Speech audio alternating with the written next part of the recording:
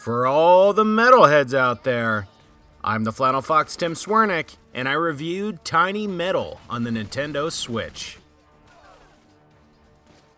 After years of hearing game journalists praising the Advance Wars series, which I've never played, I was very excited to jump into the spiritual successor, Tiny Metal.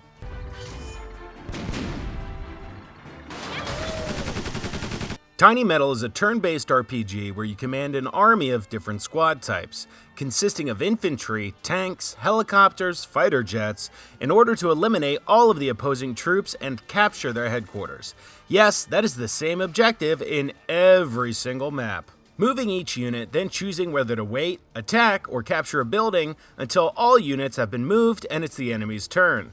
Capturing a building allows you a base which you can heal a wounded unit, and capturing a factory gives you the opportunity to build new units once you've saved enough money to do so. Each unit has a certain number of occupants. For example, in your medals, aka tanks, you have 3 tanks, and in rifleman unit, you have 10 soldiers. So a rifleman unit with all 10 soldiers will do more damage than a unit with only 6. So getting the first attack on a unit when in battle really means something. Also, riflemen don't do much damage to tanks, however, lancers do. There are many specificities like this on the battlefield, which creates a tense tactical challenge for you to complete.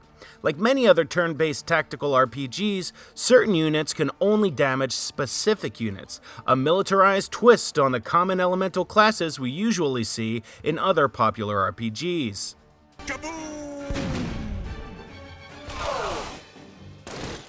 My biggest issue with Tiny Metal is that from level to level, there's absolutely no sense of progression. While you do get better at the game, your units don't carry over at all. Yes, in each level, your units can level up, raising their damage as they complete tasks, but at the end of each level, you'll wipe the slate clean. Regardless of the amount of troops you're left standing with when you stand victorious, you move on to another lengthy cutscene and a fresh battlefield.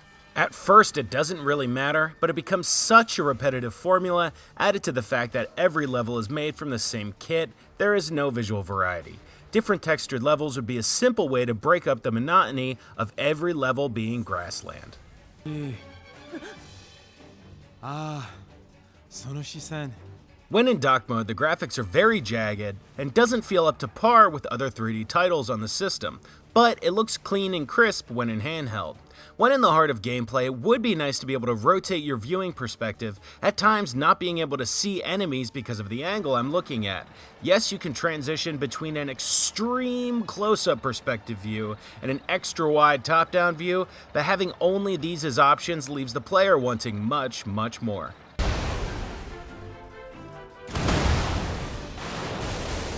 Tiny Metal fell extremely short when trying to walk in the footsteps of gaming greats, only keeping me interested for a short while. Sooner than later, the repetitive gameplay, lack of progression, cliché story, and lackluster graphics had me exiting the battlefield. That's why I'm giving Tiny Metal a 6 out of 10. If you enjoyed this video game review, please subscribe to my YouTube channel, like this video, follow me on Metacritic and Twitter at TheFlannelFox. See you next time, Switchers!